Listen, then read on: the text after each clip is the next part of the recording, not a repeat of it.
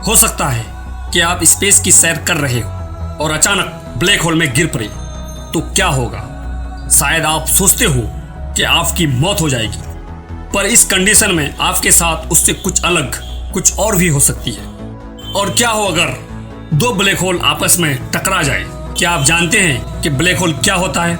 नहीं तो चलिए ये जान लेते हैं कि ये क्या होता है। फिर ये जानेंगे कि अगर आपको किसी तरह ब्लैक होल में फेंक दिया जाए या फिर उसमें आप गिर पड़े तो क्या होगा, और साथ में दो ब्लैक होल के कोलाइड से क्या होता है ये भी जानेंगे। गाइस, मैं हूँ राज और चलिए शुरू करते हैं आज के इस मिस्टीरियस से भरे इंफॉर्मेटिव वीडियो को। गाइस, ब्लैक होल को यूनिवर्स का एक्सट्रीम डिस्टिनी माना जाता है। ये असल में पूरी तरह डार्क और इनविजिबल होता है, और जहां सिर्फ ग्रेविटी और अंधकार होता है। उसकी ग्रेविटेशनल फोर्स इतनी शक्तिशाली होती है कि जिसकी आप कल्पना नहीं कर सकते। उसके एक्सट्रीम खिंचाव से कुछ भी नहीं बच सकता। यहाँ तक कि यूनिवर्स की सबसे तेज पार्टिकल यानी फोटोन को भी निगल लेते हैं। जब कोई विशाल तारा अपने अंत की ओर पहुंचता है तो वो अपने ही अंदर जमा होने लगता है और धीरे धीरे वो भारी भरकम ब्लैक होल बन जाता है। और फिर उसकी ग्रेविटी इतनी बढ़ जाती है कि उसके प्रभाव एरिया में आने वाला हर ग्रह तारा उसकी तरफ तेजी से चला आता है और फिर एक दिन उसी का पार्ट बन के रह जाता है। वो सब कुछ अपने में निगलने लगता है। फिर क्वांटम प्रभाव के चलते उसके गर्म कण टूट टूट कर यूनिवर्स में फैलने लगते हैं। उसके प्रभाव एरिया को इवेंट होराइजन कहा जाता है। स्टीफन हॉकिंग की थ्योरी के अकॉर्डिंग हॉकिंग रेडिएशन के चलते एक दिन ब्लैक होल अपनी पूरी मास और एनर्जी खोकर पूरी तरह गायब हो जाते हैं।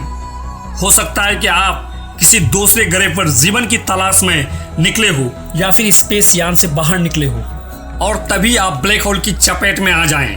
तो आपका अनुमान क्या होगा कि ब्लैक होल आपको कुचल देगा? हालांकि असल में इससे काफी कुछ अलग भी हो सकता है। अगर आप ब्लैक होल की चपेट में आ जाएं तो आपके साथ दो तरह की इंसिडेंट हो सकती है। या तो आप तुरंत ही जलकर राख हो जाएंगे या फिर आप बिना किसी नुकसान झेले ब्लैक होल में फंस जाएंगे। जब आप ब्लैक होल के अंदर पहुंचते हैं, सेंटर तक वो लिमिटलेस घुमावदार होता है। वहां आकार, टाइम और स्पेस सब अपना मीनिंग तक खो देते हैं। यहां पहुंचने के बाद क्या होगा कोई नहीं जानता।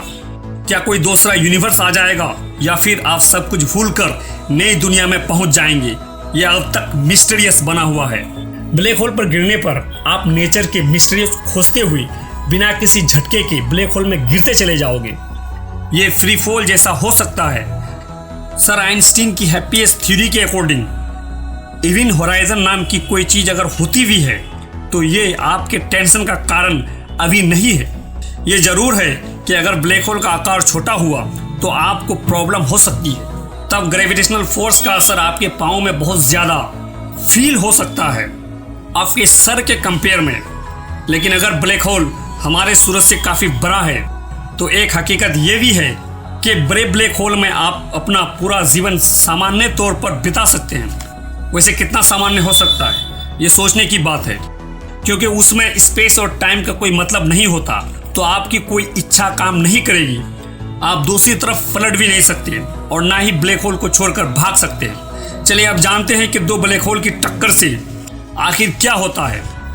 वैसे तो ये इस बात पर निर्भर करता है कि दोनों ब्लैक होल एक दूसरे के सामने कितनी स्पीड, किस एंगल से आते हैं। अगर दो ब्लैक होल एक दूसरे के कांटेक्ट में आते हैं तो दो तरह की इंसिडेंट हो सकती है।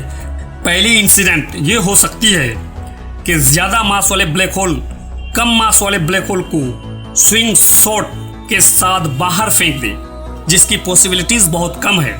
और दूसरी इंसिडेंट ये हो सकती है कि दो ब्लैक होल एक दूसरे को ऑर्बिट करते करते धीरे धीरे एक दूसरे के पास आ जाएं। इस कंडीशन में ब्लैक होल की ग्रेविटी स्पेस टाइम फाइबर में एक जबरदस्त रिपल पैदा कर देगी। इन रिपल को ग्रेविटेशनल वेव भी कहते हैं। ये वेव इतने स्ट्रॉन्ग होते हैं कि इन्हें अरबों लाइट ईयर दूर से भी डिटेक्ट किया जा सकता है, लेकिन ज्यादा दूरी तय करने के बाद ये वेव कमजोर हो जाते हैं और धरती तक आते आते इसका असर काफी कमजोर हो जाता है। लेकिन ये वेव इतने शक्तिशाली होते हैं कि अपने नजदीकी ग्रह तारा सबको तबाह कर देते हैं। सर आइंस्टाइन के थ्योरी के अकॉर्डिंग बाइनरी ऑब्जेक्ट एक दूसरे के ऑर्बिट करने से उससे ग्रेविटेशनल रेडिएशन बाहर निकलते हैं, जिसकी वजह से उसका ऑर्बिट लगातार छोटा होते जाता है। दोनों ब्लैक होल एक दूसरे के करीब आते जाएंगे। इस टाइम उस ब्लैक होल के आसपास के एरिया में मौजूद सारे ऑब्जेक्ट जबरदस्त ग्रेविटेशनल वेव से उथल पुथल की हालत में पहुंच जाएंगे। फिर अंत में ये दोनों ब्लैक होल आपस में मर्ज हो जाएंगे और फिर एक जबरदस्त धमाका होगा। ये धमाका इतना बड़ा होगा जिसे कई लाइट ईयर दूर तक ऑब्जर्व किया जाएगा। इस बड़े ब्लैक होल को सुपरमैसिव ब्लैक होल भी कहा जाता है। दो ब्लैक होल की टक्कर इतनी ज्यादा एनर्जी पैदा करेगी जितनी यूनिवर्स में होने वाली कोई भी इंसिडेंट ना कर पाए।